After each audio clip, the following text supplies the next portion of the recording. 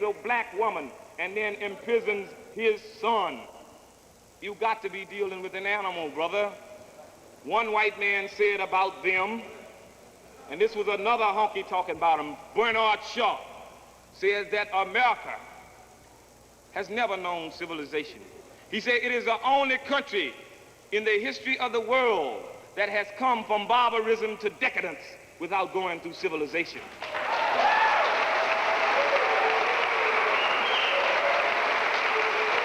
Don't let that man define who your heroes and your patriots are. Columbus was a dumb honky. He was the 14th century. Columbus was the 14th century, Joe Louis. He was looking for India. You ever dug where India is on the map?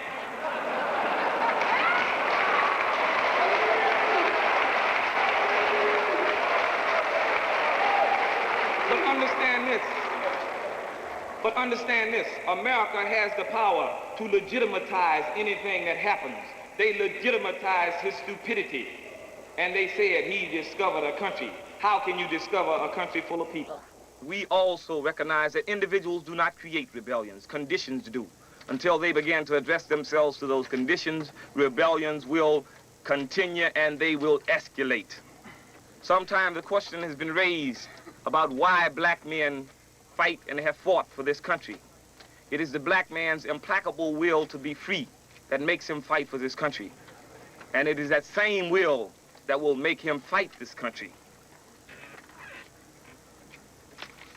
I want to address myself now to problems as they exist in the black community across America.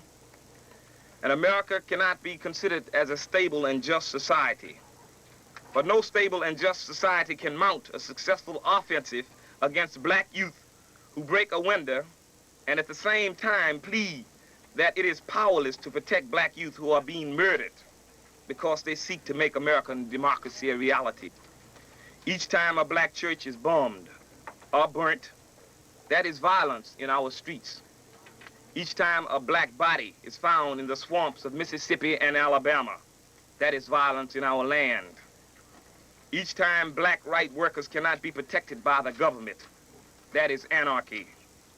Each time a police officer shoots and kills a black teenager, that is urban crime. You see, we recognize America for what it is, the Fourth Reich. And we tell America to be on notice because if you are gonna play Nazis, black folks ain't gonna play Jews. Yeah, man. We have to begin to move to control our communities. Everything that's in your community that you don't control is a weapon against you. Public education as it exists today is a weapon against black people. TV and news media, especially the WPP, white power press, white people's paper, and white people's power are enemies against black people. What the white press does is that it makes black people an enemy of black people. But that was back in the 1960s. What has happened to H. Rap Brown since? Has he changed? What is he doing now? We'll find out in just a moment, at least. How did you come to get the name that you now are known by, Jamil Al-Amin? I seek refuge in Allah from misleading and from being misled, from betraying and being betrayed into ignorance by others. I ask Allah to guide my heart and to guide my tongue. And I begin in the name of Allah, the Beneficent, the Merciful. Jamil Abdullah Al-Amin means beautiful servant of Allah, the trustworthy. Again, the naming is very significant. Naming in any society is significant because it gives one something that he aspires to. It gives a description as to what a person is. My name was given to me when I was incarcerated, when I was in prison after becoming Muslim. And again, the name Jamil, which the Arabic translation is beautiful. Abdullah means servant of Allah, and the Al-Amin is the trustworthy, which was one of the titles that the Prophet was known by, you know, trustworthy. Was it in prison that you embraced Islam? I became Muslim. I took a Shahada, what's called the Declaration of Faith, when I was incarcerated, when I was in prison, yes, when I was on Rikers Island.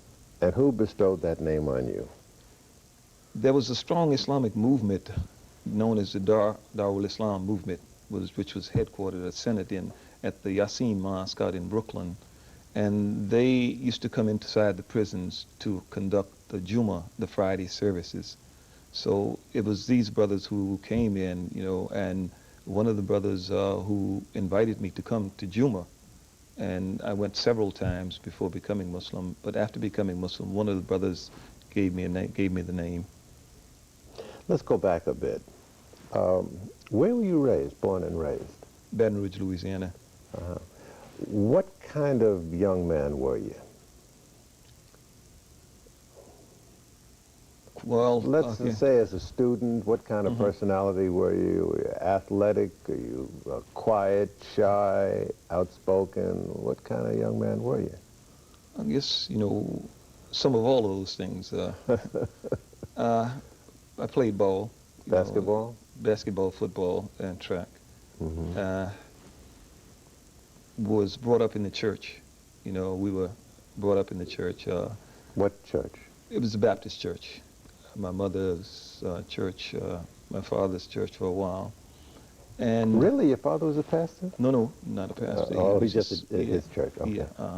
He attended the church. But the activism became through my brother Ed, who he's an older brother, my older brother.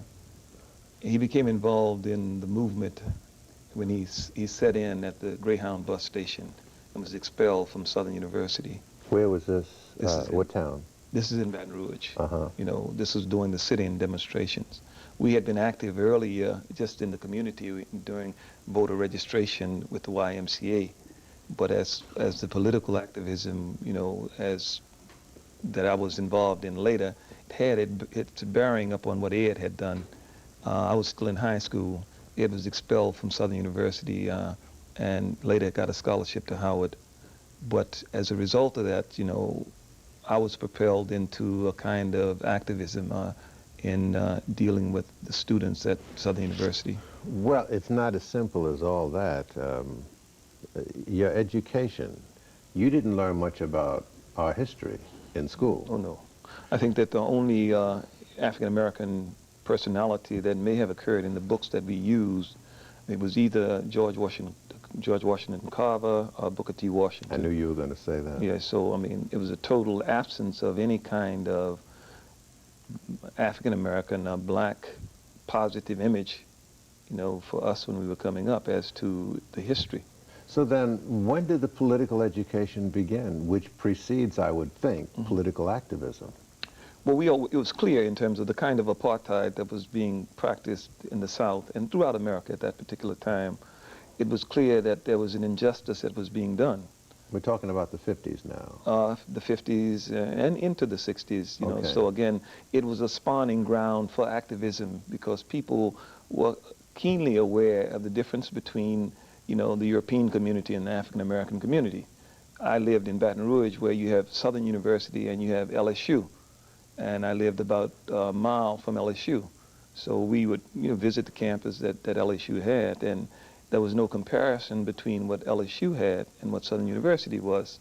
And Southern University was one of the better physical plants that African Americans had for school at that particular time, but it was no comparison. Tenets of racism. And so you feel that there are good whites and good blacks, and bad whites and bad blacks. It's not a case of being good and bad.